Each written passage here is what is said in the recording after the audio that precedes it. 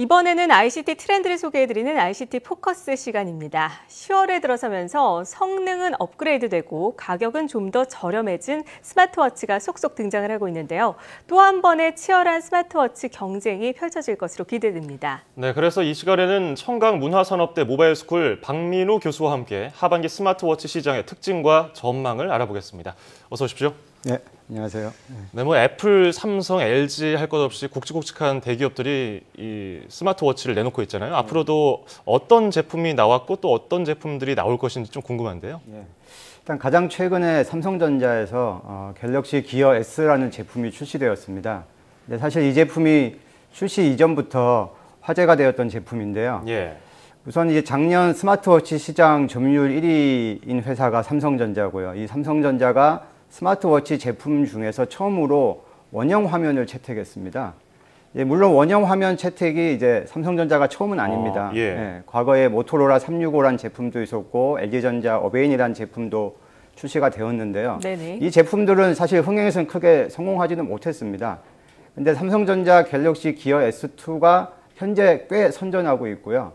그 이유 중에 하나가 시계 테두리를 돌리는 이제 새로운 UX 기능을 도입해서 예. 재미를 보고 있는 것 같습니다.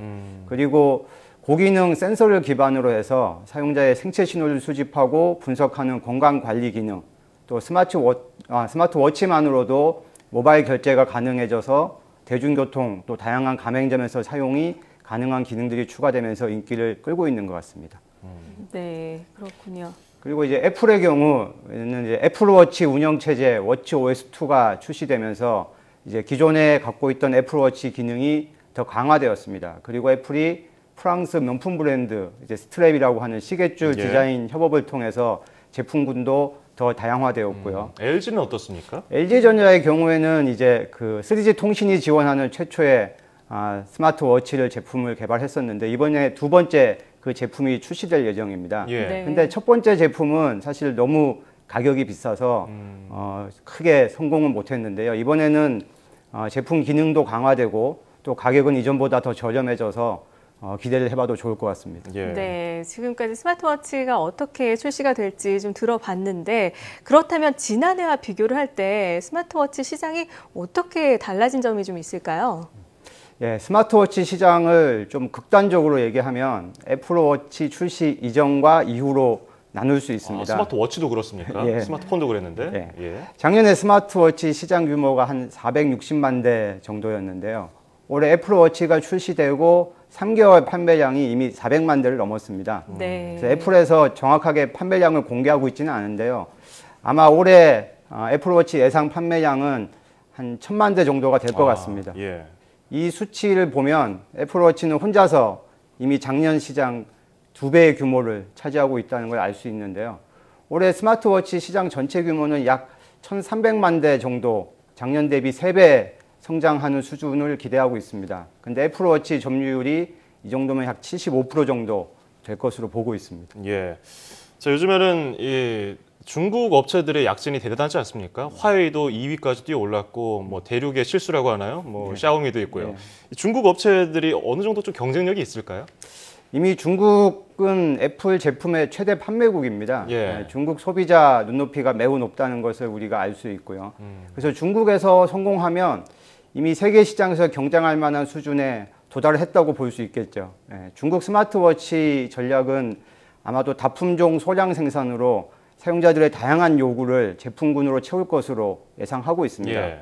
과거에 우리 스마트폰 시절 이전에 피처폰 시절에 삼성전자나 LG전자가 세계 시장에 성공했던 전략이 다양한 제품 라인업이었는데요. 이렇게 다양한 시도를 해볼 수 있는 시장을 가지고 있고 또 그런 것이 중국 업체한테 큰 기회가 될 것으로 보고 있습니다. 이미 시장 규모뿐만이 아니라 중국 업체들은 기술적인 측면에서도 한국과 일본 큰 격차가 없어 보입니다. 예. 네. 그리고 이제 화웨이나 샤오미에서 올 하반기에 나올 스마트워치들을 보면요. 아마도 화웨이는 가장 최신 스마트워치 기능을 탑재해서 나올 것으로 예상하고요. 예. 샤오미는 핵심 기능만을 또 차별화해서 굉장히 저렴한 가격으로 시장을 공략할 것으로 예상됩니다. 또 세계 최대 규모 전자상거래 업체인 알리바바 같은 경우는 이제 페이워치라는 결제 전용 스마트워치도 출시할 계획이라고 합니다. 예. 이 중국 업체들의 스마트워치는 한동안 중국 시장 내에서 판매가 이루어지겠지만 2년 내에 세계 1, 2위를 다툴 정도로 성장할 것으로 예상하고 있습니다. 네, 그렇군요. 그렇다면 이 스마트워치의 운영 체제나 디자인은 또 어떤지 궁금한데요. 어떤가요? 스마트워치 운영 체제 같은 경우 이제 애플워치는 애플이 독자적으로 개발한 워치 OS를 적용하고 있고요. 예. 대부분의 그 외 스마트워치들은 구글이 만든 웨어러블 운영 체제인 안드로이드 웨어를 사용하고 있습니다. 그런데 재미있는 것은 국내 제조사 삼성전자나 LG전자는 독자적인 또 운영 체제를 사용하고 있어요. 예. 삼성의 스마트워치는 이제 타이젠이라고 얘기하는 삼성전자와 인텔이 공동으로 개발한 운영 체제를 사용하고 있고요. LG전자의 경우에는 팜이라는 회사로부터 인수한 웹OS라는 또 독자적인 운영 체제를 사용하고 있습니다. 물론 LG전자가 이번에 나온 제품은 또 안드로이드 웨어를 또 채택하고 있고, 그러니까 두 가지 운영 체제를 동시에 사용하고 있습니다.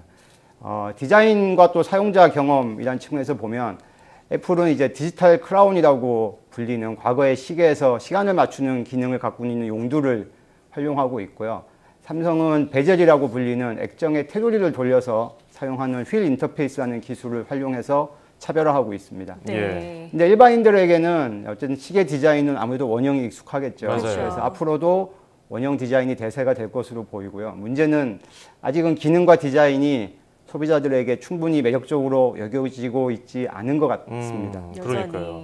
이 뭐 타이젠이라든지 팜 같은 거 독자적으로 뭐 하고 있는데 사실 스마트폰에서는 시도를 많이 해봤지만 지금까지 뭐 성공을 이루지 못했잖아요. iOS한테 밀려가지고 소프트웨어가 중요하다고 느꼈었는데 자, 그만큼 이게 점점 기능 다양해지고 디자인 뭐 원형으로 돼서 예뻐지고 있는데 이게 기업 입장에서 좀 설명을 해주셔야 될 것 같아요. 그래도 이 스마트폰 말고 스마트워치를 굳이 사야 되는 이유가 뭐가 있을까요? 아직 안 쓰는 분들이 훨씬 많단 말이에요. 그렇죠. 그러니까 작년에 애플이 애플워치를 발표할 때 강조했던 내용을 우리가 기억해 볼 필요가 있는데요. 당시에 애플 수석 부사장 조나단 아이브가 인터뷰에서 이런 얘기를 했습니다. 애플워치가 스위스 시계 산업을 공경에 빠뜨리게 될 것이다 라고 얘기를 했었는데요. 이 말은 이제 스마트워치가 웨어러블이라는 새로운 기술 트렌드를 주도하는 신기술이지만 애플은 기술이나 기능보다 시계라는 측면을 더 강조했습니다. 즉 아직 스마트워치는 시계 산업의 한 분야로 보고 있다는 거고요. 그래서 기능보다 시계의 본질, 시간과 디자인이 더 중요한 것 같습니다.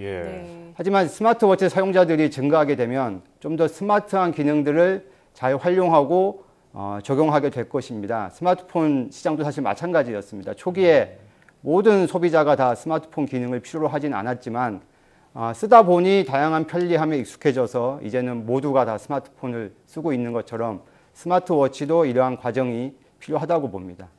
현재까지 알려진 스마트워치 기능 중에 이제 필요성을 느낄 수 있는 기능이 한 2가지 정도라고 보고 있는데요. 스마트워치에 탑재된 이제 고성능의 센서를 활용해서 사용자의 생체 신호를 수집하고 모니터링할 수 있는 이제 헬스케어 기능이 있고요. 또 두 번째로는 최근에 유행하고 있는 핀테크 기능 중에 스마트워치를 이용해서 간편 결제를 이용할 수가 있습니다. 이런 경우 이제 버스, 지하철 타거나 식당에서 결제할 때 신용카드 대신에 스마트워치를 이용해서 결제를 할 수 있겠죠. 이런 편리한 기능들을 자주 사용하다 보면 사용자들이 그 편리함에 익숙해져서 스마트워치를 지속적으로 사용할 수 있게 될 것 같습니다. 네, 그렇군요. 사실 스마트워치가 아직까지는 그렇게 매력적으로 다가오지 않고 있기 때문에 이번 하반기에 나오는 스마트워치 시장에서 스마트워치를 관찰을 한 다음에 사겠다고 결심한 소비자들이 꽤 많은데요. 이런 분들이 좀 유의해야 될 점이 어떤 것들이 있을까요?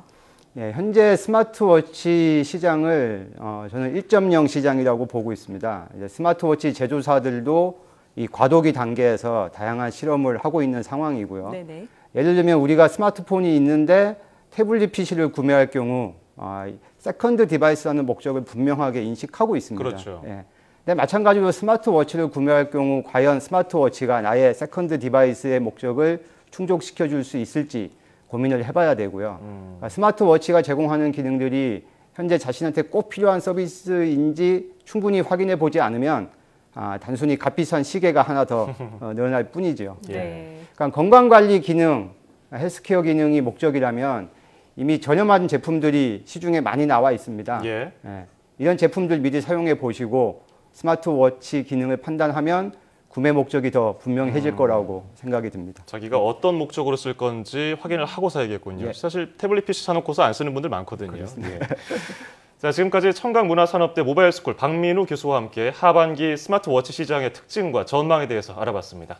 오늘 고맙습니다. 감사합니다.